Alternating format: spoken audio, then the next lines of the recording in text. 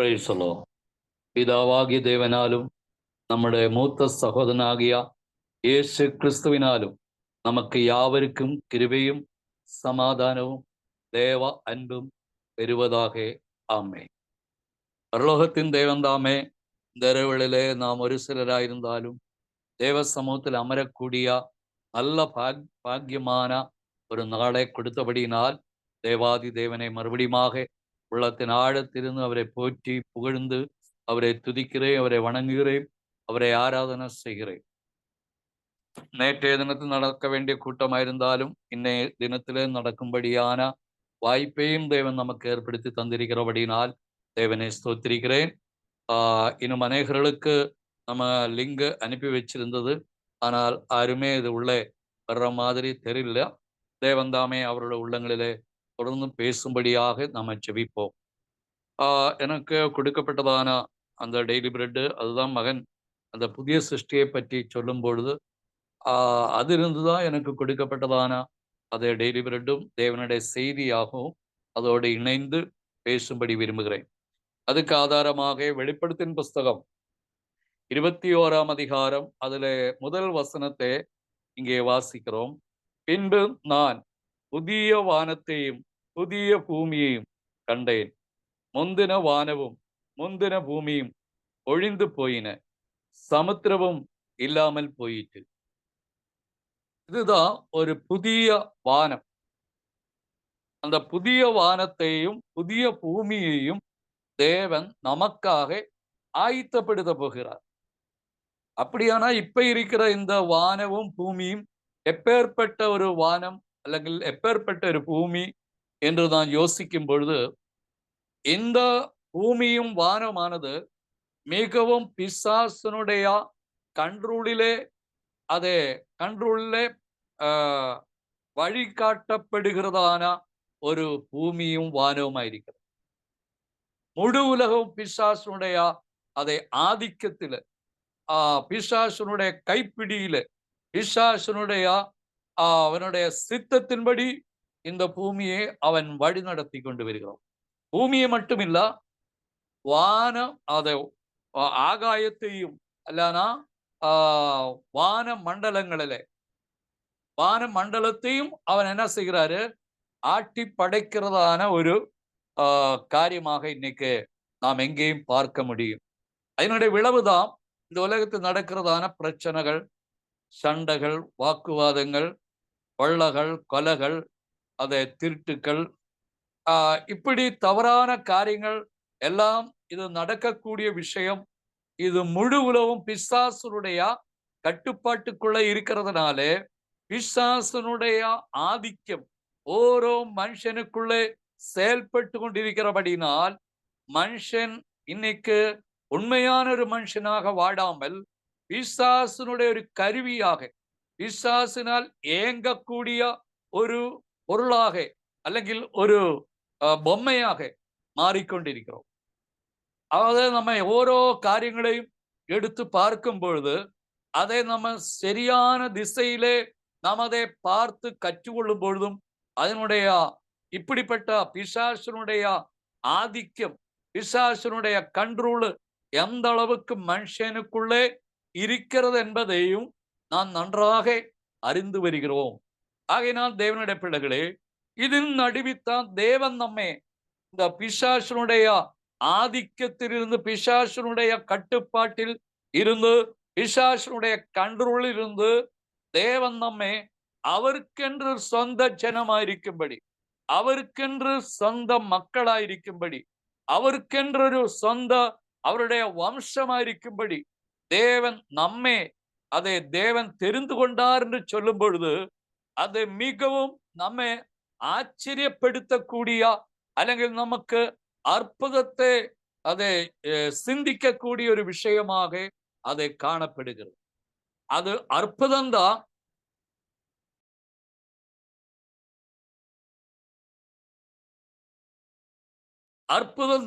இருந்தாலும் அது தேவ சித்தத்தின்படி தேவன் நம்மை அழைத்து அவருடைய மக்களாகும்படி நமக்கு அதிகாரம் கொடுத்தார். அவரை ஏற்றுக்கொண்டவர்கள் எத்தனை பேர்களும் அத்தனை பேர்களும் தேவனுடைய பிள்ளைகளாகும்படி அதிகாரத்தை கொண்டு இன்னும் நம்முடைய என்ன செய்கிறோம்? ஆவிக்குரிய கட்டிடத்தை, ஆவிக்குரிய வீட்டை, ஆவிக்குரிய தேவனுடைய ராஜ்யத்தை நமக்குள்ளே கட்டி எழுப்பி கொண்டு வருகிறோம். அதை பரிசுத்த ஆவியானுடைய உதவியினாலும் தேவனுடைய வார்த்தையினாலும் மட்டும்தான் அது கட்டி எழுப்ப முடியும் என்பதையும் நாம் நன்றாக அறிந்திருக்கிறேன். காரணம், ஒரு மனிதன் தனிமையாக கட்டினால், அவருடைய அதை விருப்பத்தின்படி கட்டினால், ஒரு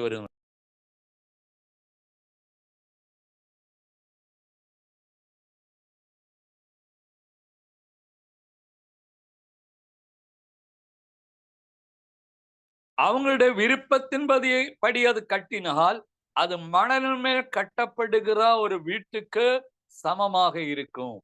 தேவனுடைய வார்த்தை கேட்டு அதுபடி கட்டுகிறவனோ, அதை மணல் மேல் அல்ல, கல்மறை மேல் அஸ்திவாரம் போட்டு வீடே கட்டுகிற புத்தியுள்ள மனுஷனுக்கு அவன் ஒப்பாயிருப்பா. இதுதான் தேவனுடைய வசனம் நமக்கு கற்றுக் கொடுக்கிறதான முன்மாதிரிகையாயிருக்கிறது. இந்த வசனத்திலே, படிச்ச வசனத்திலே என்ன நம்ம பார்க்க போகிறது? பின்பு நான் புதிய வானத்தையும் புதிய பூமியையும் கண்டேன். அப்போ புதிய வானத்தையும் புதிய பூமியையும் தேவன் நமக்கு கொடுக்க போகிறார். தேவன் நமக்கு கொடுக்க போகிறார் என்று சொல்லும் பொழுது, அந்த புதிய வானமும் அந்த புதிய பூமியானது ஒரு புதிய சிருஷ்டிக்கு தான் கொடுப்பாங்க. பழைய சிருஷ்டிக்கு ஒருபோதும் புதிய வானத்துக்குள்ளேயோ புதிய பூமிக்குள்ளேயோ பிரவேசிக்கிறதற்கு அவங்களுக்கு அதிகாரம் இல்லை.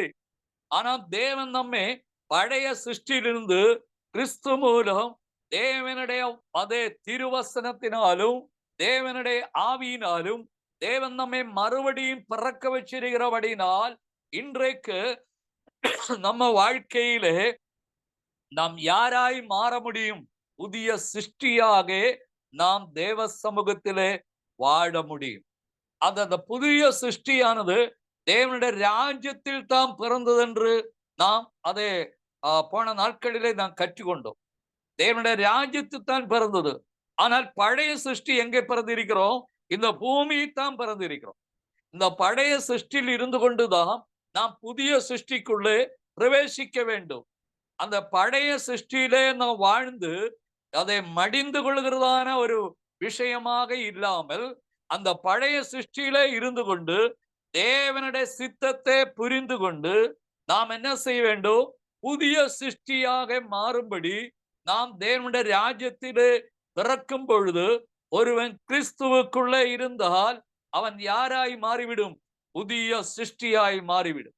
அந்த புதிய சிருஷ்டியுடைய பலன், அந்த கனியானது இந்த பூமி தான் அது வெளிப்பட வேண்டும். அந்த பூமியில் இந்த புதிய சிருஷ்டியுடைய கனியையும் அது அதனுடைய பலனையும் அதனுடைய கனிகளை அதை பெரும்படியாக அல்லது வெளிப்படுத்தும்படி அதற்காக ஒரு டெஸ்டின் காலம்தான் இந்த உலகத்திலே நாம் வாழக்கூடிய நாட்கள். இந்த வாழக்கூடிய நாட்களிலே நாம் என்ன இருக்க வேண்டும்? புதிய சிருஷ்டியுடைய கனி. நாம் புதிய சிருஷ்டியாக மாறி கிறிஸ்துவினோடு தேவனுடைய ராஜ்யத்தில் திருவசனத்தினாலே நாம் பிறந்து தேவனுடைய ராஜ்யத்திலே மறுபடியும் பிறந்து நாம் புதிய சிருஷ்டியாக இந்த பூமியிலே அதை வெளிப்படும் பொழுது, இப்படிப்பட்ட வெளிப்படுகிறதான அந்த நேரத்திலே நாம் நம்முடைய கனி தேவன் விரும்பக்கூடிய கனிகளாக மாறிவிடும். பழைய சிருஷ்டியிலே கனியே ஒருபோதும் தேவன் விரும்பவில்லை. அதுதான் கலாத்திய நிருபம் 5ஆம் அதிகாரம் 19ஆம் வசனத்தில் நாம் பார்க்கிறோம். அப்ப அதுக்கு மேலேயுள்ள வசனங்களில் நாம் பார்க்கிறோம். அந்த பழைய சிருஷ்டியிலே ஒருபோதும் நமக்கு என்ன முடியாத புதிய சிருஷ்டியுடைய அதை கனி வெளிப்படுத்த முடியாது. புதிய சிருஷ்டியுடைய கனி வெளிப்படுத்த வேண்டுமானால் புதிய சிருஷ்டியாக மாற வேண்டும். பழைய சிருஷ்டியிலிருந்து புதிய சிருஷ்டிக்கு நாம் மாறும் பொழுது நம்முடைய வாழ்க்கை என்னாக மாறிவிடுது? அதை புதிய சிருஷ்டியாக மாறிவிடும். மாம்சத்தின் கிரியைகள் வெளியரங்கமாயிருக்கிறது. அதை பற்றி அநேக காரியங்கள், வேசித்தனம், அசுத்தம், காம விகாரம், இப்படி அநேக விஷயங்கள் அந்த இடத்துல எழுதப்பட்டிருக்கிறது. ஆனால் ஆவியின் கனி என்ன? அது அன்பு, தயவு, இரக்கம், இது அது இப்படிப்பட்டதான கனிகள் தான் அது ஆவிக்குரிய கனிகள். அப்ப ரெண்டு மரத்தை போலையும் ரெண்டு கனி கொடுக்கிற மரங்களாகவும் அதை காணப்படுகிறோம். ஒன்னு தேவனுடைய ராஜ்யத்தில் பிறந்த மக்கள் இந்த பூமியிலே அதை தேவனுடைய சமூகத்தில் ஆவிக்குரிய கனிகளை கொடுக்கிறார். இன்னொரு பங்கு நாம் பார்க்கும் பொழுது அவங்க அதை மாம்ச சரீரத்திலே வாழ்ந்து மாம்சத்திலே இருந்து அவங்க மாம்சத்தின் கனிகளை கொடுக்கிறார். அல்லது அதை உலகத்தின் கனிகளை பாவத்தின் கனிகளை கொடுக்கிறோம். அப்ப பாவத்தின் கனிக்கும் தேவனுடைய ஆவியானவருடைய கனிக்கும் ரொம்ப பகல் இருள் மாதிரி இரவு மாதிரி வித்தியாசம் இருக்கிறது. இப்படிப்பட்ட நிலைமையில் இருந்து தேவன் நம்மை ஆவிக்குரிய கனியை கொடுக்கிற மக்களாயிருக்கும்படி அவர் நம்மை அனாதியில் கிறிஸ்துவில் முன்குறித்ததினாலே இன்றைக்கு இந்த நாட்களிலே இந்த சத்தியத்தை நமக்கு கேட்கவும் இந்த மறுபிறப்பின் அனுபவத்தை நமக்குள்ளே கொண்டு வரும்படியாக தேவனுடைய தயவினாலே அதுக்குள்ளே வரவும் அந்த சத்தியத்தினாலே நாம் மறுபடி பிறந்து இப்பொழுது இந்த பூமியிலே ஒரு புதிய சிருஷ்டியாக வெளிப்படக்கூடிய பாக்கியத்தை தேவன் நமக்கு வெளிப்படுத்தி கொடுத்திருக்கிறார். இதுதான் தேவன் நமக்கு கொடுத்த ஒரு பெரிய விஷயம். அதை மகன் ஒரு வார்த்தை வசனத்தை போட்டிருக்காங்க, அதை நாம் பார்க்கிறோம். அப்ப இதெல்லாம் அதை நாம் பார்க்கும் பொழுது தேவன் நம்மை அனாதியில் கிறிஸ்துவுக்குள்ளே முன்குறித்தார். மறுபடியும் படிச்ச வசனத்துக்குள்ளே வருவோம். வெளிப்படுத்தும் புஸ்தகம் 21ஆம் அதிகாரம் முதல் வசனம். பின்பு நான் புதிய வானம், அந்த புதிய வானத்திலே யாரு பிரவேசிப்பா, அல்லது புதிய வானத்தின் கீழே வானத்தின் கீழே யாரு பிரவேசிப்பா, இல்லைன்னா புதிய பூமியிலே யாரு பிரவேசிப்பா, புதிய பூமிக்கு மேலேயும் புதிய வானத்துக்கு கீழேயும் யார் இருப்பா, அதுதான் அந்த வசனம் சொல்லுகிறது. அப்போ நான் புதிய வானத்தையும் புதிய பூமியும் கண்டேன். முந்தின வானமும் முந்தின பூமி என்ன ஆயிடுச்சு, ஒழிந்து போயினது.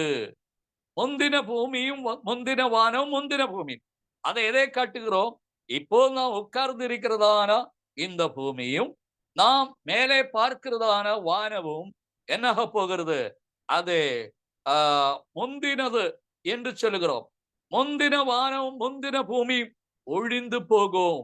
அதனாலே தேவனுடைய வார்த்தையோ ஒருபோதும் ஒழிந்து போகாதே. வானம் ஒழிந்து போகும். எந்த வானம்? முந்தின வானம். முந்தின வானம் சொன்னா இப்ப நாம் பார்க்கிற வானம், அதை இப்ப நாம் இருக்கிற, அதை சஞ்சரிக்கிற, உட்கார்ந்து இருக்கிற இந்த பூமி, இது ரெண்டுமே ஒழிந்து போகும். ஆனால் தேவனுடைய மக்களுக்கு தேவன் கொடுக்க போகிறது இந்த ஒழிந்து போகிறதான வானத்தை அல்ல, அதை அழிந்து போகிறதான பூமியையும் அல்ல. அதை தேவன் நமக்கு கொடுக்கிறது நிலையான ஒரு வானத்தையும் நிலையான ஒரு பூமியையும் அவர் நமக்கு கொடுக்க போகிறார். அந்த நிலையான வானமும் பூமியானது அது தேவனால் மறுபடியும் அதை சிருஷ்டிக்கப்படுகிறதான ஒரு வானமும் பூமியாக இருக்கிறது. அந்த வானத்திலே பூமியிலே பிரவேசிக்கிறது புது சிருஷ்டிக்கு மட்டும்தான் அதிலே தங்க முடியும். புதிய சிருஷ்டிக்கு மட்டும்தான் அதுக்குள்ளே பிரவேசிக்க முடியும். பழைய மனுஷனோ பழைய சுபாவமோ அதை மாம்சத்தின் சிந்தனைகளோ അല്ലെങ്കിൽ அதை பழைய சிருஷ்டியுடைய கனிகளோ அதுக்குள்ளே பிரவேசிக்க முடியவில்லை.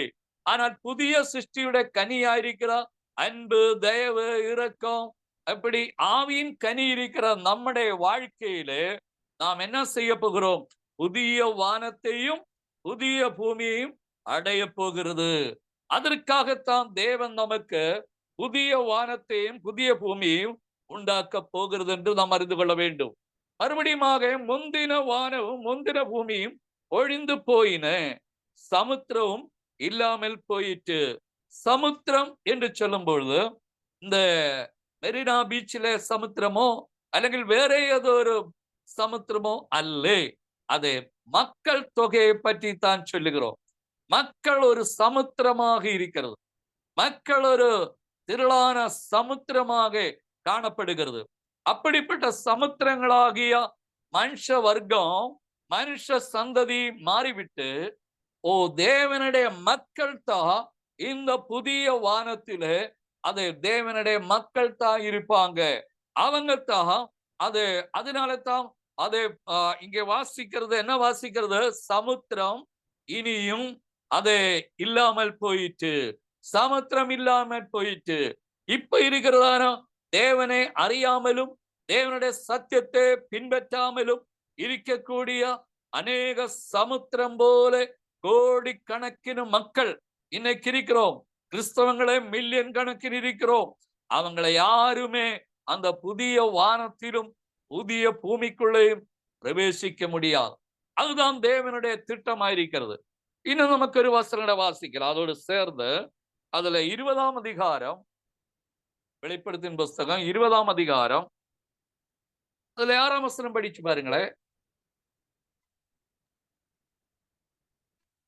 முதலாம் உயிர்த்தெழுதலுக்கு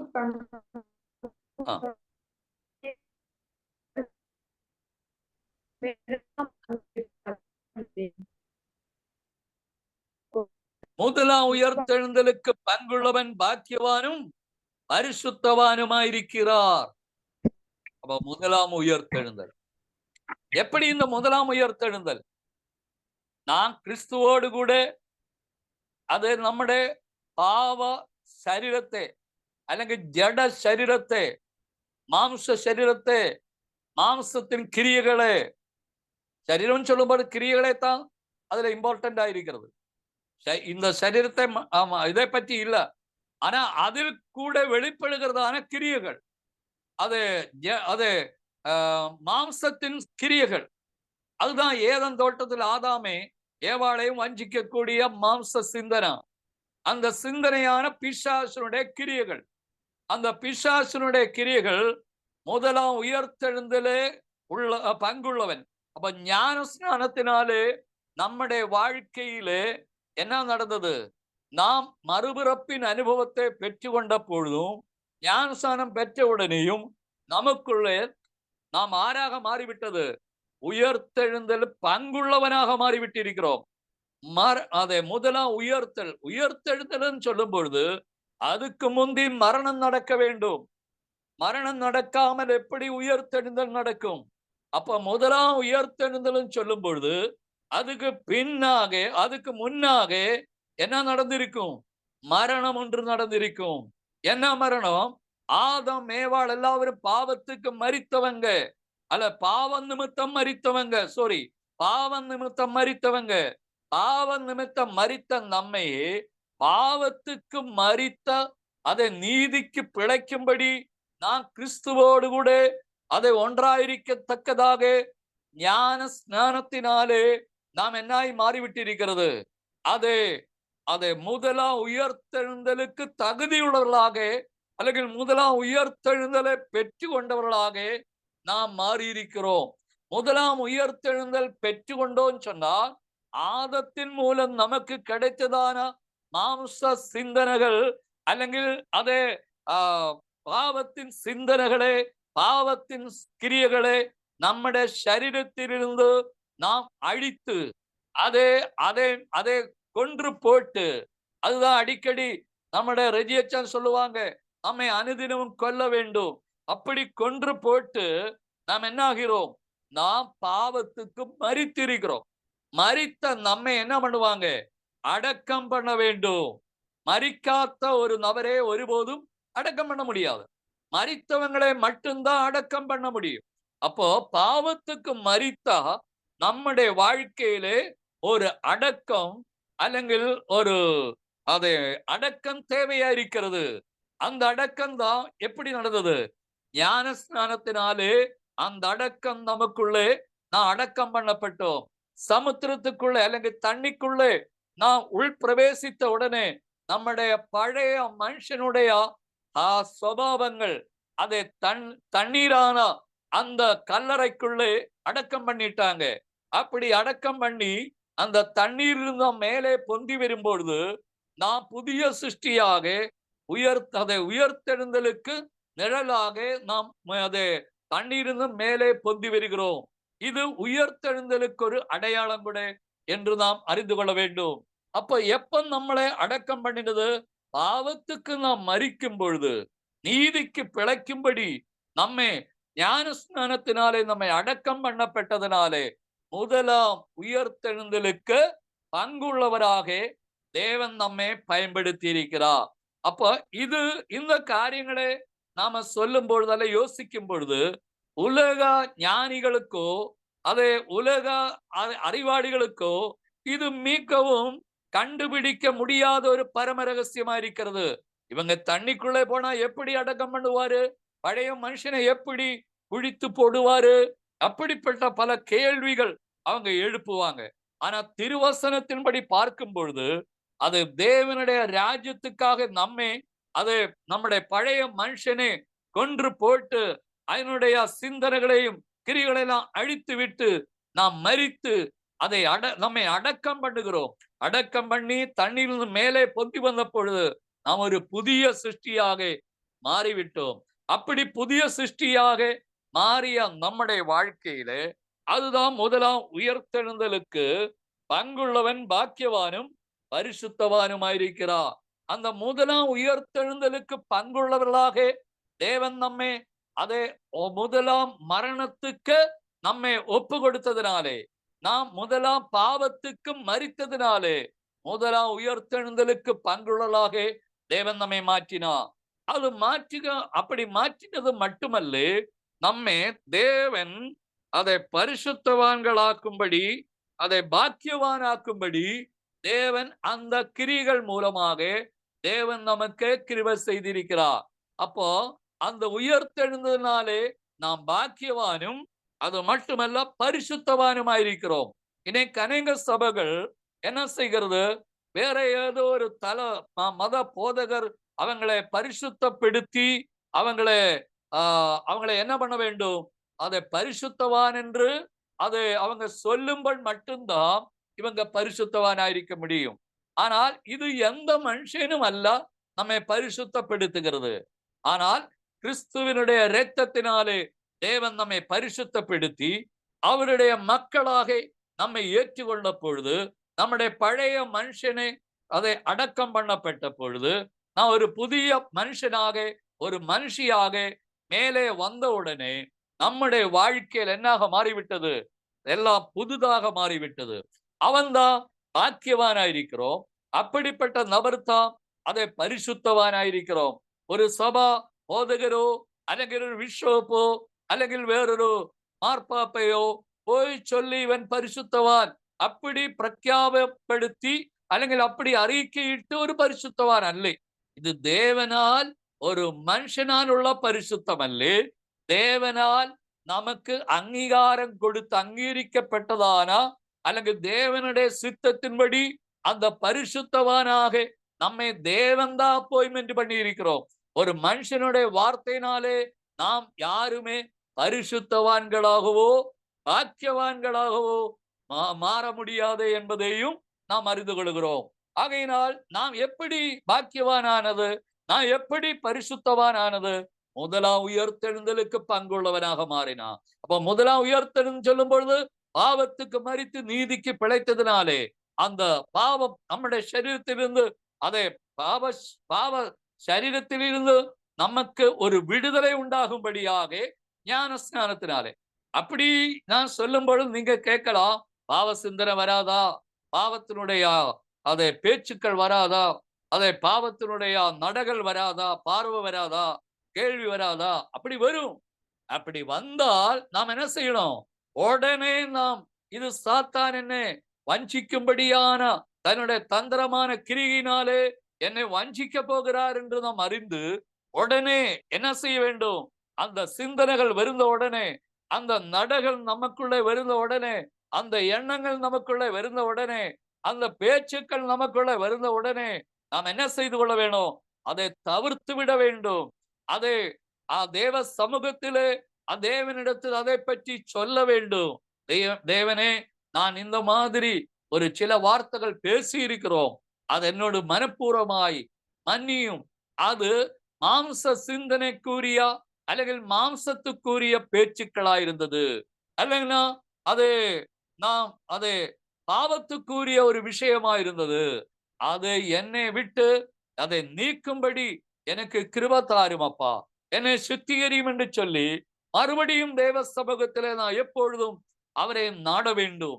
அப்படி நாடும் பொழுது, ஒப்பு கொடுக்கும் பொழுது, அப்படி நாம் மனதாரே உள்ளத்தில் ஆழத்தில் ஜெபிக்கும் பொழுது, உடனே அவர் என்ன செய்வாரு? நாளைக்கு பண்ணிக்கலாப்பான்னு சொல்ல மாட்டாரு. இன்னைக்கே நம்மை கழுகி தூய்மைப்படுத்துவாரு. இன்னைக்கே நம்மை பரிசுத்தப்படுத்துவாரு. அதுதான் தாவீதின் விஷயத்துல நாம் பார்க்கிறோம். அதுல போக நேரம் இல்ல. தாவீது உடனே 51 சங்கீதம் அப்படிதான் தாவீது எழுத காரணம். அவனுடைய தவறுகளை அவன் உணர்ந்தான். அவனுடைய பாவத்தை அவன் உணர்ந்தான். அவனுடைய மீறுதலை அவன் உணர்ந்தான். அவனுடைய அநியாயத்தை அவன் உணர்ந்தான். தேவ சமூகத்திலே கண்ணீர் வடித்தா, அதை புலம்பினா, ஜெபம் பண்ணினா, தேவன் அவனுடைய பாவத்தை மன்னித்தா. அதனால தான் தாவீதை பற்றி தேவன் சொல்லுகிறது, என் இருதயத்துக்கு ஏற்ற தாசன், என் இருதயத்துக்கு ஏற்ற தாசனாயிருக்கிறது தாவீது, என் தாசன் என்று சொல்லுகிறார். அப்படிப்பட்ட நாம் இன்னும் தாசன்மார் அல்ல. அந்த தாசன்மாராயிருந்த அந்த காலகட்டத்திலே அவங்களுக்கே தேவன் மன்னிப்பு கொடுக்கிறது உண்மையானால், பிள்ளைகளாகிய நம்முடைய வாழ்க்கையிலும் கூட ஏதாவது ஒரு தவறு வந்திருந்தால் அவர் மன்னிக்க மாட்டாரா? மன்னிக்காம அப்படியே நம்மளை விட்டு விடுவாரா? விட மாட்டார். உடனே மன்னிப்பார். ஆனா ஒரே ஒரு காரியம், நான் அவரிடத்திலே ஒப்புரவாக வேண்டும். நான் அவரிடத்திலே மன்றாட வேண்டும், ஜெபிக்க வேண்டும், கண்ணீர் வடிக்க வேண்டும். அந்த பச்சாத்தாபத்தோடு மனம் கசந்து பேதுரு அழுத மாதிரி நாம் தேவ சமூகத்தில் ஒப்பு கொடுப்போமானால் உடனே தேவன் மன்னிப்பாரு. நாளைக்கு അല്ലെങ്കിൽ அடுத்த ஒரு மணிக்கு பிறகு உன்னை மன்னிக்கிறேன்னு சொல்ல மாட்டாரு. இன்னைக்கே மன்னிப்பாரு, இப்பொழுதே மன்னிப்பாரு. அவர் நம்மை மறுபடியும் அவருடைய ஸ்தானத்திலே நம்மை வைப்பார். அது அப்படியே குபிச்சு மன்னிப்பு கேட்காமல் விட்டு வச்சிருந்தால், அதை ஒரு வீட்டுக்குள்ளே போனால் மூல நிறைய துணி இருக்கிற மாதிரி, அதை பயன்படுத்தின துணி, போட்ட துணி அப்படியே மூலையிலே அதை கூட்டி வச்ச மாதிரி இருப்பாங்க. அப்புறம் துவைக்கும் பொழுது ரொம்ப சங்கடமா இருக்கும், ரொம்ப கஷ்டமா இருக்கும். அப்போ தேவனுடைய மக்களே, நாம் அனுதினமும் தேவ சமூகத்திலே என்ன செய்ய வேண்டும்? மன்னிப்பு கேட்க வேண்டும். நம்முடைய வாழ்க்கையில் ஒருபட்சே நான் நினைக்கலாம், நான் மன்னிப்பு கேட்கிற மாதிரி பெரிய பாவம் எதுவும் செய்யவில்லையே, அல்ல அப்படி நம்ம யோசிக்கலாம். ரைட்டு தான், ஒண்ணுமே செய்யல. இருந்தாலும் நம்முடைய பார்வையிலோ, நம்முடைய எண்ணங்களிலோ, நம்முடைய நடையிலோ, உடையிலோ, நம்முடைய பேச்சிலோ ஏதாவது ஒரு தவறுகள் நமக்குள்ளே வந்திருக்கலாம். காரணம், நாம் ஏவருமே மனுஷர்கள். அதனால நாம் என்ன செய்யணும்? உடனே தேவ சமூகத்தில் ஒப்புரவாகும்படி செபிக்கும் பொழுது அவர் நம்மை உடனே நம்முடைய பாவத்தை கழுகி நம்மை தூய்மைப்படுத்தி பரிசுத்தவானும் பாக்கியவானுமாக வைப்பார். இதுதான் தேவனுடைய அதுதான் தேவன். அது அவருடைய சுபாவம், அதுதான் அவருடைய ஹாபிட், அதுதான். அதனால அவருடைய சுபாவத்தை அவர் ஒருபோதும் அதை அதை களைந்து போட முடியாது. அவருடைய சுபாவத்தை அவர் மாற்ற முடியாது. அவருடைய சுபாவம் எப்படின்னா, தன் மக்கள் தன்னை விட அதிகமாக மேன்மையா இருக்க வேண்டும், தன்னை விட அதிகமாக அதே ஆசீர்வாதமா இருக்க வேண்டும் என்பது நம்முடைய அப்பா பரமபிதாவு அதிகமாக விரும்புகிறார். ஆகையினால் அதை நாம் அந்த விருப்பத்துக்கேற்றபடி நாம் அவரிடத்துல மன்னிப்பு கேட்கும் பொழுது, அப்பா என்னை ஏற்றுக்கொள்ளும் என்று சொல்லும் பொழுது எல்லாம் அவர் மன்னித்து நம்மை அவருடைய ஸ்தானத்திலே நம்மை ஏற்று வைப்பார். ஆகையினால் வசனம் சொல்லுகிறது, அவர்கள் மேல் 2ஆம் மரணத்துக்கு என்ன இல்லை? அதிகாரம் இல்லை. 2ஆம் மரணம் சொன்னா, ஏதேன் தோட்டத்திலே அவங்களுக்கு 2 மரணம் ஏற்பட்டது. ஒன்னு, முதலாவது மரணம் ஆவிக்குரிய மரணமாயிருந்தது. 2ஆவதுதான் சரீர பிரகார மரணத்துக்குள்ள தள்ளப்பட்டது.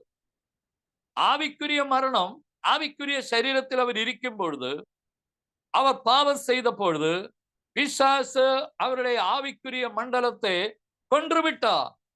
ஆனால் அதுதான் வசனம் சொல்லுகிறது, திருடவும் கொல்லவும் அழிக்கவும் என்று வேறொன்றுக்கும் வரால். அப்ப பிசாசு ஏவாளையும் ஆதத்தையும் கொன்றுவிட்டார். என்ன கொண்டு விட்டது? அவருடைய அது ஆவிக்குரிய மண்டலத்தை கொன்றுவிட்டார். ஆவிக்குரிய மண்டலத்தை கொன்றுவிட்டதுனாலே அவருடைய வாழ்க்கையில் என்ன ஏற்பட்டது? அவருடைய நம்மை போல மாம்ச சரீரத்திலே அவர் உடனே வந்து விட்டார். நம்மை போல மாம்ச சரீரத்துக்குள்ளே வந்து விட்டார்.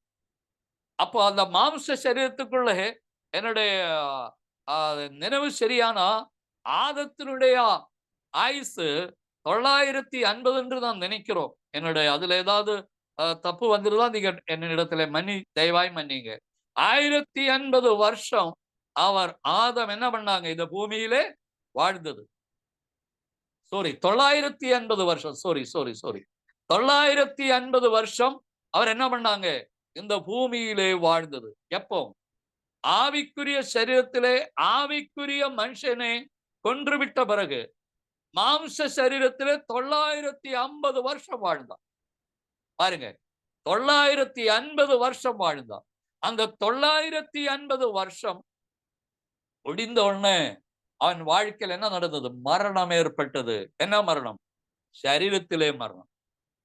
அப்ப முதல் மரணம் ஆவிக்குரிய மரணம். ஆவிக்குரிய மரணத்திலிருந்து அவன் மனுஷ சரீரத்துக்குள்ளே அதை தள்ளப்பட்ட பொழுது அந்த மனுஷ சரீரம் 950 வருஷம் இந்த பூமியில் வாழ்ந்த பிறகு அவன் என்ன பண்ணாங்க? மறுபடியும் இருந்தான். அதுதான் 2ஆம் மரணம். இப்படி 2 மரணம் யாருக்கு ஏற்பட்டது? ஆதத்துக்கு ஏற்பட்டது. 2 மரணம். நம்முடைய வாழ்க்கையில கூட நமக்கும் எத்தனை மரணம் இருக்கும்? குறைஞ்சபட்சம் 2 மரணம் இருந்தது. அதனால தான் முதலாம் உயிர்த்தெழுந்தல் பங்குள்ளவராக நாம் மாறின உடனே நமக்கு இனி என்ன இல்லை? 2ஆம் மரணத்துக்கு அதிகாரம் இல்லாதபடி அந்த 2ஆம் மரணத்திலிருந்து நம்மை தப்புவிக்க கூடியதான ஒரு ஒரு காரியமாகத்தான் முதலாம் உயிர்த்தெழுந்தல். இல்லைன்னா பாவத்துக்கு மரித்து நீதிக்கு பிழைக்கிறதான அந்த காரியத்திலே நாம் அதை என்ன இருக்கிறோம்? 2ஆம் மரணத்திலிருந்து நமக்கு விடுதலை கொடுக்கக்கூடிய ஒரு பெரிய ஒரு விடுதலை நமக்கு கிடைச்சிருக்கிறோம். அதனாலே நமக்கு இப்போ ஆவிக்குரிய மரணம் நமக்கு முதலாவது சரீர பிரகாரமான மரணமும் அப்பத்தனே ஆவிக்குரிய மரணம் அநேகருடைய வாழ்க்கையில் ஏற்படுகிறோம் மனுஷ வர்க்கத்துக்கு பொதுவாக சொல்லும் பொழுது. ஆனா ஆவிக்குரிய மக்களுக்கு ஆவிக்குரிய மரணம் இல்லை. அவங்களுக்கு ஒரே ஒரு மரணம் தான். அந்த மரணம் தான் சரீரத்திலே அனுபவிக்கிறதான சரீர பிரகாரமான மரணம். அதுதான் இந்த வெளிப்படுத்தின புஸ்தகம் இந்த 20ஆம் அதிகாரம் 6ஆம் வசனம் சொல்லுகிறது. அவங்களுக்கு 2ஆம் மரணத்துக்கு என்ன இல்லை? அதிகாரம் இல்லை. அப்படியானால் நமக்கு 2ஆம் மரணத்திலிருந்து நமக்கு விடுதலை கொடுக்கிறது முதலாம் உயிர்த்தெழுந்தல் தான்.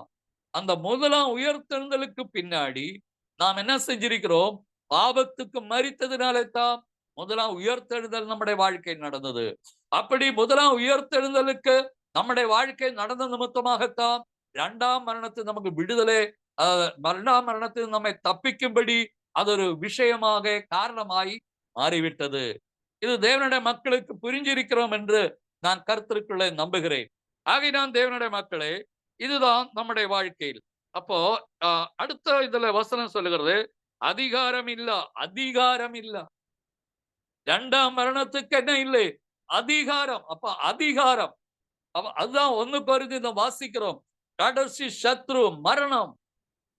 கடைசி சத்ருவான பிசாசான மரணம். மரணமாகிய அந்த அதிகாரத்திலிருந்து பிசாசினுடைய பிடியிலிருந்து நம்மளை தேவன் கிறிஸ்து மூலமாக பரலோகத்தின் தேவன் நமக்கு என்ன கொடுத்திருக்கிறாரு? விடுதலை கொடுத்திருக்கிறார். எப்படிப்பட்ட மரணத்திலிருந்து? அது 2ஆம் மரணத்திலிருந்து. முதலாம் உயிர்த்தெழுந்தல் பங்குள்ளவராக மாறி இருக்கிறபடினால் 2ஆம் அதை மரணத்துக்கு இடமில்லாதபடி மரணம் 2ஆம் மரணத்தில் நமக்கு அதிகாரம் இல்லை. அந்த அதிகாரம் அந்த பிசாசுதான் 2ஆம் மரணத்துக்கு அதிகாரி. 2ஆம் மரணத்துக்கு அதிகாரியாய பிசாசுடைய பிடி இருந்து தேவனுடைய குமாரனாய் கிறிஸ்து மூலம் தேவன் நம்மை அனைவரையும் அந்த விடுதலையாக்கி இருக்கிறோம். அப்படி விடுதலையாக்கி இருக்கிறபடினால் இனி நமக்கு பிசாசுடைய 2ஆம் மரணமாகிய அந்த மரணத்திலே அதிகாரம் பிசாசுக்கு நம்ம மேல் கிடையாதே. இதுதான் தேவனுடைய வசனத்திலே நாம் அறிந்து கொள்ளுகிறது. இனிமதில் என்ன சொல்லுகிறது? அவர்கள் தேவனுக்கும் கிறிஸ்துவுக்கும் முன்பாக 1000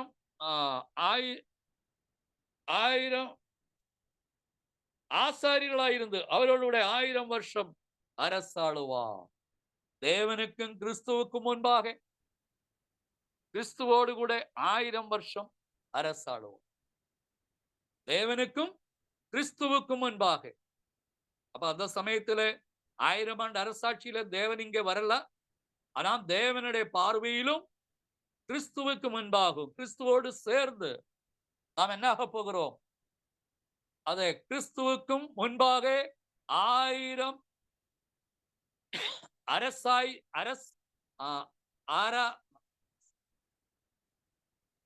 அரசராயிருந்து அவரோடு கூட 1000 வருஷம் அரசாளுவார். இதுதான் தேவன் ஆதத்துக்கு கொடுத்த அந்த அரசாளக்கூடிய ஆட்சி பண்ணக்கூடியதான அதிகாரம். பிசாசு அதை பிடுங்கி எடுத்தார். அது கிறிஸ்து மூலம் இப்போ நமக்கு கொடுத்திருக்கிறோம். அதனாலே முதலாம் உயர்த்தெழுந்தலுக்கு பங்குள்ளவராக மாறி இருக்கிறதுனாலே நமக்கு 2ஆம் மரணம் இல்லை. அப்படி 2ஆம் மரணம் இல்லாததுனாலே நாம் தேவனுக்கும் கிறிஸ்துவுக்கும் என்ன இருக்கிறோம்? அவரோடு கூட 1000 ஆண்டு அரசாளக்கூடிய தேவனுடைய மக்களாயிருக்கிறோம்.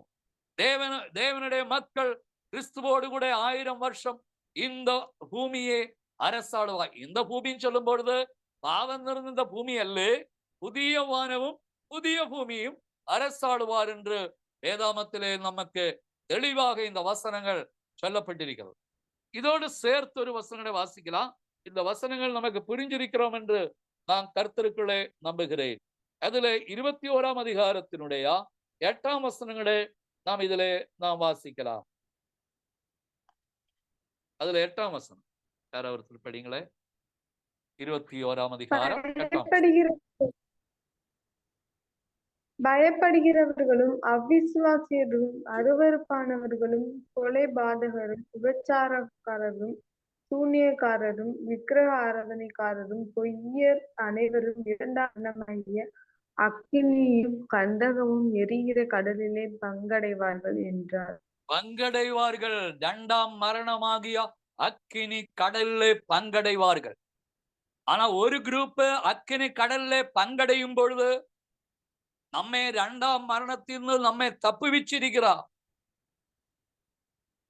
அந்த 2ஆம் மரணத்தினாலே நமக்கு விடுதலை தந்திருக்கிறபடியினால் அந்த அக்கினி கடலுக்குள்ளே போக வேண்டிய தண்டனைக்குள்ளே போக வேண்டிய ஆവശ്யம் நமக்கில்லை. அந்த தண்டனையில்தான் தேவன் கிறிஸ்து மூலமாக நம்மை ரட்சித்தார், விடுதலையாக்கினார். அப்ப இந்த வசனம் என்ன சொல்லுகிறது? வெளிப்படுத்தி 21:8 பயப்படுகிறவர்கள், அதை அவிசுவாசிகள், அருவருப்பானவர்கள், அதை கொலவாதர்கள், விபசாரக்காரர்கள், சூன்யக்காரர்கள், விக்கிராராதனக்காரர்கள், பொய்யர்கள், இப்படி கிட்டத்தட்ட 8 காரியங்களை அங்க சொல்லப்பட்டிருக்கிறது. 8 விதமான பாவக்கிரிகள். அந்த 8 விதமான பாவக்கிரிகள் பொய்யர்கள் அனைவரும் 2ஆம் மரணமாகிய அக்கினியும் கந்தமும் எரிகிற கடலிலே பங்கடைவார்கள். அக்கினியும் கந்தகம் எரிகிறதான சோதோம் அக்கினினாலே கந்தகம் வானத்திலிருந்து இறங்கி வந்து அந்த சோதோம் பட்டணத்தை சுட்டெரித்தா. அதே போல சாம்பலாக்க மாட்டாங்க. அந்த அக்கினியும் கடலும் அக்கினியும் கந்தகமாகிய அந்த அக்கினி கடலுக்குள்ளே அவங்களுக்கு பங்கு, அங்கேத்தான் அவங்களுக்கு அதே இடம். ஆகையினால் அந்த வசனம் முக்கியமாக சொல்லப்படுகிறது, அது 2ஆம் மரணமாகியா. அப்ப நமக்கு என்ன ஆகிறது? 2ஆம் மரணத்திலிருந்து கிறிஸ்து மூலம் நமக்கு விடுதலை தந்திருக்கிறோம். இப்படி விடுதலை பெற்ற நம்ம 2ஆம் மரணத்துக்கு நம்ம மேல் என்ன இல்லை? அதிகாரம் இல்லை. அந்த 2ஆம் மரணம் சத்ருதான். அந்த மரணத்துக்கு நம்ம மேலே, சாத்தானுக்கு நம்ம மேலே அதிகாரம் இல்ல. ஆனால் 2ஆம் மரணத்துக்கு யாருக்கெல்லாம் அதிகாரம் இருக்கிறது? 2ஆம் மரணமாகிய சாத்தான் யாரையெல்லாம் அதிகாரத்திலே யாரையெல்லாம் அடிமைப்படுத்தியிருக்கிறார் என்று சொல்லும் பொழுது, இங்கே நாம் படிச்சா ஏறக்குறைய 8 அதை பாவங்களிலே சிக்குண்டவர்களாய் இருக்கிறதான மக்களுக்கு என்ன இல்லை, அங்கிருந்து தப்பிக்க முடியாது. ஆனா இப்போ அவங்களுக்கு கிருபையின் காலமா இருக்கிறபடினால் அவங்களை வேணும்னா அங்க ரட்சிப்புகளை வரலாம். ஆனா இந்த ரட்சிப்பின் அதை காலங்கள் கடந்து விட்ட உடனே அவங்களுக்கு 2ஆம் மரணம் தான் அவங்களுக்கு இருக்கிறது. அதனால இந்த தருணம் அவங்க பயன்படுத்தாமல் விட்டுவிட்டால் அவங்க 2ஆம் மரணத்தில் நிச்சயமாக கட்டாயமாக அந்த அக்கினி கடலிலே 2ஆம் மரணத்திலே பிரவேசிக்க வேண்டும். அங்கே தள்ளப்படுவார்கள். எரிகிற அக்கினி கடலுக்குள்ளே அவங்களுடைய பங்குடையவர்களாக மாறிவிடுவார்கள். ஆனால் தேவனுடைய மக்கள் தேவனுடைய ராஜ்யத்திலும் 1000 ஆண்டு அரசாட்சியிலும் தேவனுடைய ராஜ்யத்திலும் தேவனோடும் கிறிஸ்துவோடும் கூட 1000 ஆண்டும் அதே போல நிரந்தரமாக அதை நித்தியமாக மரணம் இல்லாத வாழும் பொழுது தேவனுடைய சத்தியத்தை மறுதலிக்கையும் இன்னைக்கு தேவனுடைய ராஜ்யத்தின் சுவிசேஷத்தை ஏற்றுக்கொள்ளாமலும் அங்கீகரிக்காமலும் அநேக சபையார்களும் விசுவாசிகளும் போதகர்களும் ரெவரண்டுகளும் பிஷப்பமாரும் பாஸ்டர்கள் எல்லாம் இன்னைக்கு இருக்கிற நிலைமை இருந்து அவங்களை அக்கினி கடலுக்குள்ளே போக வேண்டிய பரிதாபமான ஒரு நிலைமை அவங்களுக்கு ஏற்படுகிறது. ஆனால் அதிலிருந்து அவங்களை தப்புவிக்கும்படி தேவன் நமக்கு தேவனுடைய வார்த்தையை கொடுத்திருக்கிறோம். அந்த வார்த்தையை அவங்க பயன்படுத்தும் பொழுது மட்டும்தான் அதை தப்புவிக்க முடியும். இல்லைன்னா அவங்க கட்டாயமாக அக்கினி கடலிலே பிரவேசிக்க வேண்டும். பாருங்களேன், இந்த அனுபவங்கள்தான் தேவன் நமக்கு கொடுத்திருக்கிறோம். இன்னும் நமக்கு ஒரு வசனங்களை வாசிக்கலாம். அதாவது 2 பேதுருவின் புஸ்தகம் 2 பேதுருவின் புஸ்தகம் 3ஆம் அதிகாரம் அதுல 13ஆம் வசனம் வாசிக்கலாம். 2 பேதுரு 3ஆம் அதிகாரம் 13ஆம் வசனம். யாராவது படிக்கலாம்?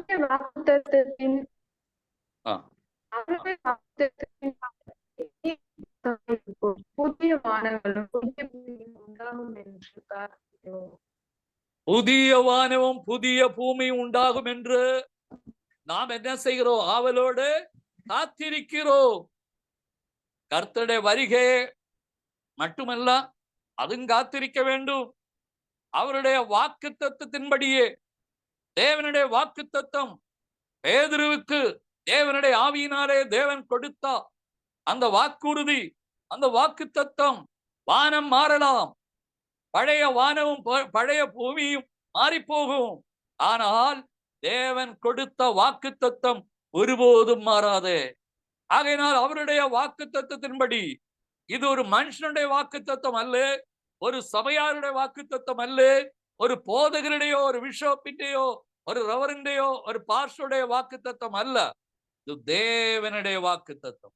அவருடைய வாக்குத்தத்தத்தின்படி நீதி வசிக்கும் புதிய வானமும் புதிய பூமியும் உண்டாகும் என்று காத்திருக்கிறோம். இதுதான் நம்முடைய விசுவாசம். இங்கேத்தான் நம்முடைய விசுவாசத்தை நாம் உறுதிப்படுத்திக் கொள்ள வேண்டும். புதிய வானத்துக்காகவும் புதிய பூமிக்காகவும் நாம் என்ன செய்ய வேண்டும்? ஆவலோடு, எதிர்பார்ப்போடு, நம்பிக்கையோடு, விசுவாசத்தோடு, அதே தேவ சமூகத்திலே உறுதியாக நாம் காத்திருக்க வேண்டும். நமக்கு 1008 பிரச்சனைகள் வரும். அந்த பிரச்சனைகள் அதை நம்முடைய வாழ்க்கையில் நம்மை வாட்டி வதைக்கக்கூடிய காரியங்களாயிருக்கலாம். ஆனால் அதை விட தேவன் நமக்கு கொடுத்த வாக்குத்தத்தத்தின் மேல் நமக்கு விசுவாசத்தையும் நம்பிக்கையும் நாம் வைத்துக் கொள்ள வேண்டும். ஆபிரகாமை தேவன் அழைத்தா, நான் உன்னை காண்பிக்கும் தேசத்துக்கு புறப்பட்டு போ என்று தேவன் அந்த விக்கிரக ஆராதனை இருக்கிறதான இடத்திலிருந்து அவனை ஆபிரகாமை தேவன் அழைத்தார். அவனுடைய குடும்பம், அவனுடைய அப்பா அல்லது அவனுடைய அந்த பச்சாத்தலம் நாம் பார்க்கும் பொழுது விக்கிரக ஆராதனை நடக்கிறதான இடம். விக்கிரகங்களை உண்டாக்கி வார்ப்பித்து அதை சந்தையிலே கொண்டு போய் விற்கிறதான தொழில். இப்படிப்பட்ட குடும்பத்திலிருந்தா தேவன் என்ன பண்ணாங்க? ஆபிரகாமை அழைக்கிறார். தேவன் ஆபிரகாமை அழைக்கும் பொழுது அநேக நேரங்காலங்களிலே அதை பற்றி நான் யோசிக்கிறது உண்டு. காரணம் என்ன தெரியுமா? தேவன் ஆபிரகாமுக்கு தரிசனமாகவில்லை. எப்படி? மாம்ச கண்ணினாலே பார்க்கக்கூடிய அளவுக்கு ஆபிரகாமுக்கு தேவன் தோற்றமளிக்கவில்லை. அப்புறம் எப்படி தோற்றமளித்தா? தேவனுடைய குரல், தேவனுடைய வாக்குத்தத்தம், தேவனுடைய வசனம், தேவனுடைய வார்த்தை. அதை வானம் மாறலாம், பூமி மாறலாம், மாறி போகாத தேவனுடைய வார்த்தை ஆபிரகாம் கனப்படுத்தினா, ஆபிரகாம் அதை விசுவாசித்தா, ஆபிரகாம் அதை நம்பினா, ஆபிரகாம் அந்த வார்த்தைக்கு பின்னாடி தேவனுடைய வார்த்தை நம்பி நிமித்தமாக அவன் பயணத்தை புறப்பட ஆரம்பிச்சது. பாருங்களேன் தேவனுடைய மக்களே, தேவன் நமக்கு எவ்வளவு வாக்குத்தத்தம் கொடுத்திருக்கிறார். அந்த வாக்குத்தத்தத்தின் மேலே தேவன் மேலும் தேவனுடைய வாக்குத்தத்தத்தின் மேலும் நமக்கு விசுவாசம் நம்பிக்கை இருக்க வேண்டும். ஆதத்தின் தேவன் கொடுத்தது தேவனுடைய முதலாவது தேவனை விசுவாசிக்கிற ஒரு அனுபவம். இரண்டாவது அவர் சொன்னதை அதை அதை செயல்படுத்த வேண்டிய ஒரு விஷயம். இது ரெண்டும் தான் ஆதம் ஏவாள் தவறிவிட்டார். தேவனை விசுவாசிக்காமல் போனா, தேவனுடைய வார்த்தையை செயல்படுத்தாமல் போனா, இது ரெண்டும் தான் அவருடைய வாழ்க்கையில அதை மகிமையற்றவர்களாக மாறும்படி ஒரு காரணமாய் மாறிவிட்டது. முக்கியமான ஒரு காரணமாய் மாறிவிட்டது. அவங்க தேவனையும் தேவனுடைய வார்த்தையும் விசுவாசிக்கிறதை விட சாத்தானையும் சாத்தானுடைய வார்த்தை மேலும் அதிகமாக நம்பிக்கையும் விசுவாசத்தையும் வைத்தார். இதுதான் உங்க வாழ்க்கையில மகிமை இழையக்கூடிய ஒரு கட்டாயம் ஏற்படுத்தியது. இந்த நாட்களிலே தேவனுடைய மக்களே, தேவனுடைய ராஜ்யத்தின் சுவிசேஷம் அல்லாமல் வேற எந்த சுவிசேஷத்துக்கும் நான் செவி கொடுக்காமல் தேவனுடைய வார்த்தையை அதிகமாக கவனமாக தேவன் மேலும் தேவனுடைய வார்த்தை மேலும் அவருடைய குமாரனாய கிறிஸ்துவ மேலும் அதை அவர் மூலம் கொடுக்கப்பட்ட வார்த்தைகள் மேலும் அப்போஸ்தலர்கள் மேலும் அப்போஸ்தலர்கள் மூலமாக கொடுக்கப்பட்ட தேவனுடைய தரிசன வாக்குத்தத்தத்தின் மேலும் நாம் அதிகமாக நம்பிக்கையும் விசுவாசத்தையும் வைத்துக் கொள்ள வேண்டும். அதை நாம் செயல்படுத்தும்படி நாம் எப்பொழுதும் தயாராக வேண்டும். தேவனுடைய வார்த்தையை நாம் விசுவாசிக்காமல் இருந்திருக்க கூடாது. தேவன் சொன்னால் அது செய்யாமலும் நாம் விட்டுவிடக் கூடாது. அவர் சொன்ன வார்த்தைகளே, அவர் நமக்கு கட்டளையிட்ட காரியங்களே நாம் நன்றாக செய்து முடிக்க வேண்டும். இது தேவன் நமக்கு கொடுக்கிறதான அது மூலம் நம்முடைய அதை மகிமை நமக்குள்ளே மகிமை அதிகமாக விளங்கத்தக்கதாக அந்த வார்த்தைகள் மூலமாகவும் தேவனின் மேலுள்ள விசுவாசத்தின் மூலமாகவும் நம்முடைய வாழ்க்கையில் மகிமை இன்னும் அதிகமாக பெருகி பெருகி பெருகி மகிமையின் மேல் மகிமையடைந்து நாம் மர்வமாக கூடிய ஒரு நல்ல மகிமையான சுவிசேஷத்தை தேவன் நம்ம கையிலே கொடுத்திருக்கிறார். ஆகினான் தேவனுடைய மக்களே, ஏதன் தோட்டத்திலே ஒரே ஒரு சுவிசேஷம் தான் இருந்தது, புசியாதே. ஆனால் மற்றெல்லா விருட்சத்தின் கனிகளை நீங்க புசிக்கலாம். ஆனால் தோட்டத்தின் நடுவில் நிற்கிறதான 2 மரங்களில் அதே கனிகளை மட்டும் நீங்க புசிக்க வேண்டாம் என்று தேவன் அவங்களுக்கு சுவிசேஷமாக அறிவித்தார். ஆனா பிசாசு என்ன பண்ணாங்க? பிசாசு அநேக காரியங்களை அவங்களுக்கு பேசினா. ஏவாளத்தில் பேசி ஏவாளை மயக்கி ஏவாளை தன் பக்கமாக இழுத்து அது மூலம் பாவம் உள்ளே கொண்டு வரும்படியான பிளான் பദ്ധதி அவன் தயார் பண்ணினான். ஆனால் ஏவாள் அதுக்காக தன்னுடைய வாழ்க்கை முற்றிலுமாக கொடுத்தது. அருமையான தேவனுடைய மக்களே, நம்முடைய வாழ்க்கையில இன்னைக்கும் கூட தேவன் நம்முடைய வாழ்க்கையில சாத்தான் நம்மோடு பேசுவார். ஒப்பம் தேவனுடைய வார்த்தையும் நம்மோடு பேசுவார் தேவன். அப்ப எதுக்கு நம்ம இம்பார்ட்டன்ட் கொடுக்க வேண்டும், முக்கியத்துவம் கொடுக்க வேண்டும்? நம்முடைய கர்த்தராகிய இயேசு கிறிஸ்துவை நாம் பார்க்கும் பொழுது அவரே தான் நமக்கு முன்மாதிரிகை. அவர் என்ன செஞ்சாங்க? அது 40 நாள் உபவாசமா இருந்தா. அவருக்கு உபவாசம் முடிந்த உடனே அவருக்கு பசி உண்டாயிற்று.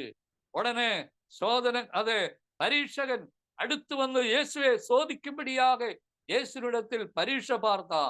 நீ என்ன செய்ய வேண்டும்? நீ இப்ப பசியா இருக்கிறோம், ஆகினால் இந்த கல் என்ன ஆக வேண்டும்? அப்பமாக சொல்லு. அப்படி சொல்லும் பொழுது அது இயேசு கிறிஸ்து தேவனுடைய வார்த்தையும் தேவனை மட்டும்தான் விசுவாசத்தையும் தேவன் சொல்லுகிறது மட்டும்தான் நான் செய்வேன் என்று உறுதியான நம்பிக்கை இயேசுக்குள்ள இருந்ததுனாலே சாத்தானுடைய வார்த்தை இயேசு நிராகரித்தார். சாத்தானுடைய வார்த்தை இயேசு அங்கீகரிக்கவில்லை. அது செயல்படுத்த இயேசு விரும்பவில்லை. இதுதான் அவருடைய வாழ்க்கையில கிறிஸ்து தேவனுடைய வலது வார்ஷத்தில் உட்காருவதற்கான காரணமாய் மாறிவிட்டது. ஆனால் ஆதமேவாள் மகிமை இருந்தவர்கள் தான் அது தேவனுடைய வார்த்தை மீறி நிமித்தமாக மகிமையற்றவர்களாக மாம்ச சரீரம், பாவ சரீரம், ரோக சரீரம், மரணமுள்ள சரீரம், வியாதி நிறைந்த சரீரத்திலே அவர்கள் விலகி தோட்டத்திலிருந்து தேவன் அவரை வெளியேற்றினார். ஆனா தேவனுடைய மக்களே, அப்படி நம்மையும் நாமும் அப்படி இருந்தது. ஆனா தேவன் ஆதத்தின் மூலம் உண்டான பாவத்தினாலே நாமும் மகிமையற்றவர்களாகத்தான் இந்த உலகத்தில் பிறந்தார். அந்த மகிமையற்றவர்களாய் நம்மை மகிமையை கொடுக்கும்படி கிறிஸ்து மூலம் தேவன் நமக்கு மகிமையை கொடுக்கத்தக்கதாக அந்த இழந்து போன மகிமையை, அதுதான் இழந்து போனதை தேடவும் ரட்சிக்கவும் மனுஷகுமாரன் வந்தார் என்று சொல்லுகிற வசனத்தை நாம் பார்க்கிறோம். நம்மை இழந்து போனவங்க, அதனால்தான் அதை கெட்ட குமாரன் அதை திரும்பி வந்த பொழுது அந்த தகப்பன் என்ன சொல்றாரு, இந்த மகன் முதலாவது சொல்லுகிறது மரித்தவனாயிருந்தா மறுபடியும் பிழைத்தா, காணாமல் போனா மறுபடியும் கண்டடைந்து. யாராவது மரித்த பிறகு காணாமல் போனதாக சொல்லுவாங்களா? யாரே அப்படி சொன்னதில்லை. மரித்தவன் மரித்து போனா. ஆனால் மரித்தா, எங்கே மரணம் நடந்தது? ஏதேன் தோட்டத்தில் பிசாசு ஏவாளை ஆதத்தை கொன்று போட்டா, மகிமையற்றவர்களாக அவங்களை வெளியே துரத்தினா தேவன். அப்படி அந்த மகிமை இழந்து போன அனுபவம் தான் ஒரு மரணமாக மாறிவிட்டது. அந்த மரணத்தை அவர் சந்திச்சா. அடுத்தது அப்போ அவன் அந்த வசனத்தில் நாம் பார்க்கும் பொழுது காணாமல் போனா. இப்போ நம்மையும் ஆதத்தில் நாம் அனைவரும் காணாமல் போனவர்கள். ஆதத்தில் மரித்தவர்கள் முதலாவது, இரண்டாவது நாம் ஆதத்தில் காணாமல் போனவர்கள். காணாமல் போன நம்மை தேடி தேவன் தம்முடைய குமாரனை இந்த பூமிக்கு அனுப்பி, நல்ல மேய்ப்பனாக கிறிஸ்துவே இந்த பூமிக்கு அனுப்பி நம்மை அனைவரை தேடி கண்டுபிடித்து, நாம் எந்த பாவத்தின் குழியில சேற்றில பாவத்தின் பிசாசின் பிடியில் இருந்ததோ அந்த இடத்திலிருந்து நம்மை என்ன செய்ய தூக்கி எடுத்து, அதை 40ஆம் சங்கீதத்தில் சொல்லுகிறது போல என் காலடிகளை ஒரு கல்மலையின் மேல் நிறுத்தினான்.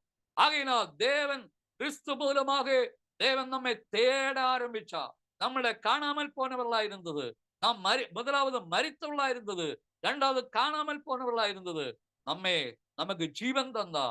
ஆதத்துள்ள ஜீவன் அல்ல, தேவன் நித்தியமாய் ஜீவன், நித்திய ஜீவன் நமக்குள்ளே தந்தது.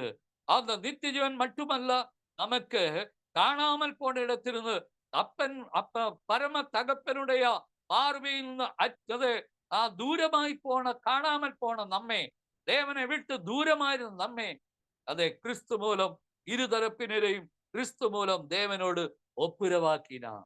நம்மை ஒப்புரவாக்குதன் ஊழியத்தையும் ஒப்புரவாக்கின சுவிசேஷத்தையும் நம்ம கையிலே தேவன் கொடுத்து, இன்னைக்கு நாம் காணாமல் போனது மட்டுமல்ல, நாம் மரித்தவர்கள் மட்டுமல்ல, காணாமல் போனவராயிருந்தது எல்லாம் ஆதத்தில் நடந்த விஷயம். ஆனால் கிறிஸ்து மூலம் நமக்கு ஜீவன் கொடுத்திருக்கிறார். கிறிஸ்து மூலம் நமக்கு மறுபடியும் நம்மை என்ன செஞ்சிருக்கிறார்? நம்மை கண்டடைந்திருக்கிறார். இன்னைக்கு காணாமல் போன நம்மை கண்டுபிடித்து கிறிஸ்துவினூടെ தேவனுடைய ராஜ்யத்திலே நாம் பிரவேசிக்கும்படியான ஒரு நல்ல வாய்ப்பை கிறிஸ்து மூலம் தேவன் நமக்கு கொடுத்திருக்கிறது. ஆகையினால் இந்த வசனம் என்ன சொல்லுகிறது? அது புதிய வானத்தையும் அது தேவனுடைய வாக்குத்தத்தின்படியே நீதி வசிக்கும் புதிய வானம், நீதி வசிக்கிற வானம்.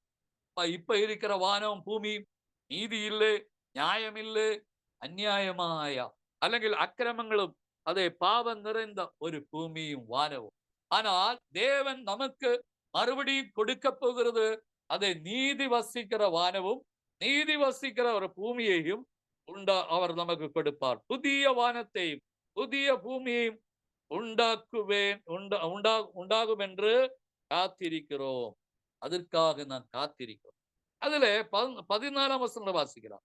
ஆகையால் பிரியமானவர்களே, அதுல 14ஆம் வசனம்,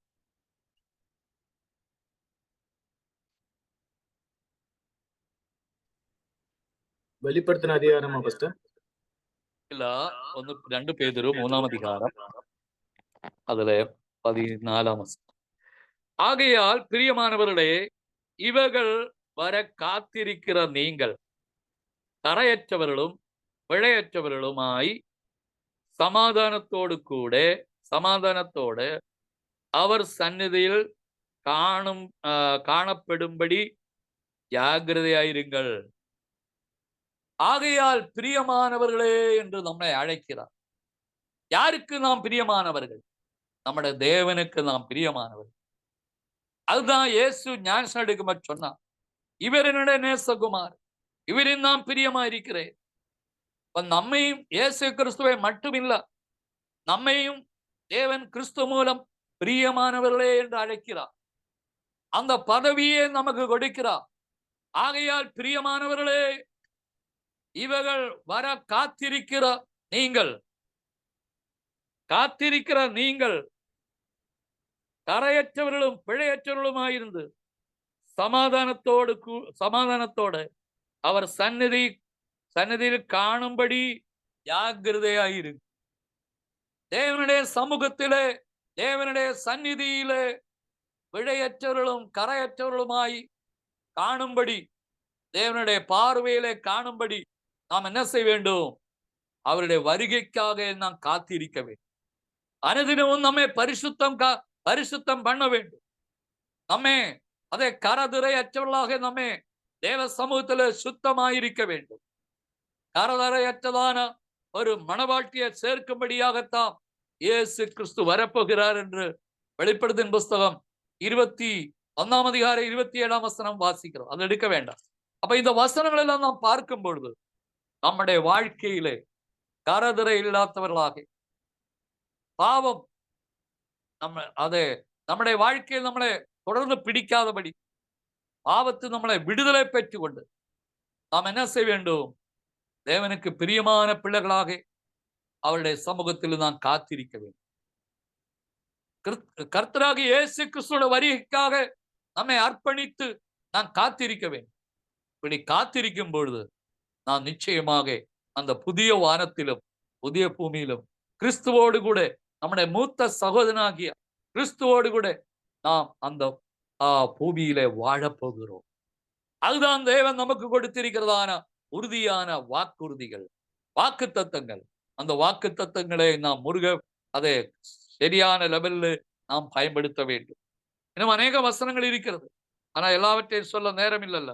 அதனால தேவனுடைய மக்களை, தேவன் நமக்கு வைத்திருக்கிறதான பங்கு, தேவனுடைய ராஜ்யத்திலே தேவன் நமக்கு கொடுத்திருக்கிறதான அந்த இடம் தக்க வைக்கும்படியா, நமக்குள்ளதை யாரும் அபகரிக்காதபடி, அதை திருடாதபடி, திருடன் திருடிக்கொண்டு போகாதபடி நாம் என்ன செய்ய வேண்டும்?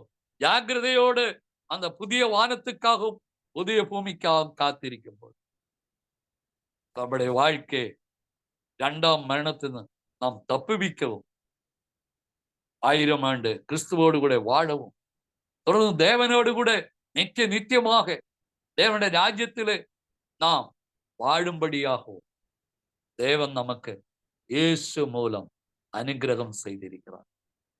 நான் தேவனுடைய மக்களை, என்னுடைய வார்த்தைகளை நான் முடிக்க விரும்புகிறேன்.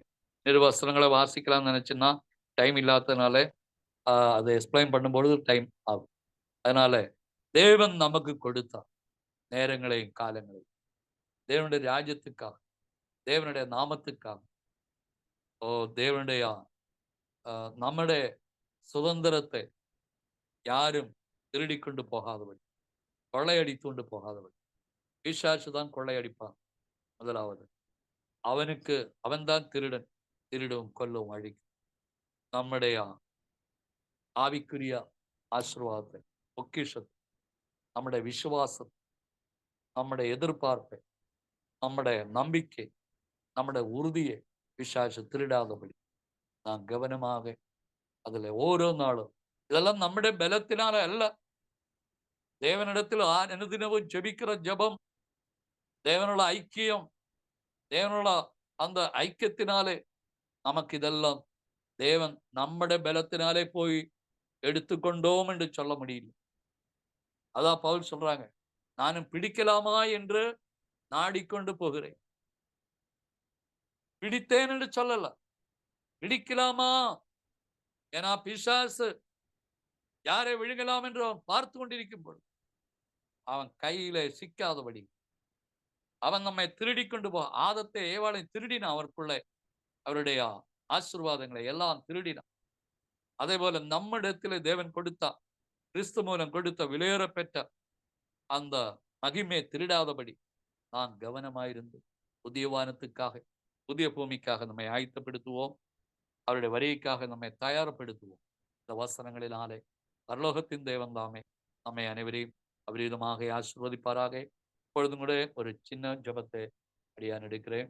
பரலோக பிதாவே, நீர் மட்டுமாக எங்களோடு பேசினீர்கள் அப்பா.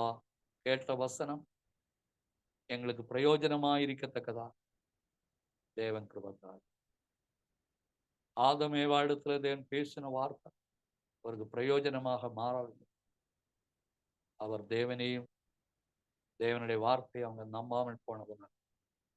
ஆனா இன்றைக்கு நாங்கள் கிறிஸ்து மூலம் அப்போஸ்தலர் மூலம் எங்களுக்கு தேவன் கொடுக்கப்பட்ட வார்த்தைகளையும் தேவனையும் நாங்கள் நம்புகிறோம். அதை நாங்கள் செய்து முடிக்க எங்களுக்கு பலன் தாரும். எங்களுக்கு பலம் இல்லப்பா, ஞானம் இல்லை. நம்முடைய கிருபை எங்களுக்கு தாரும்.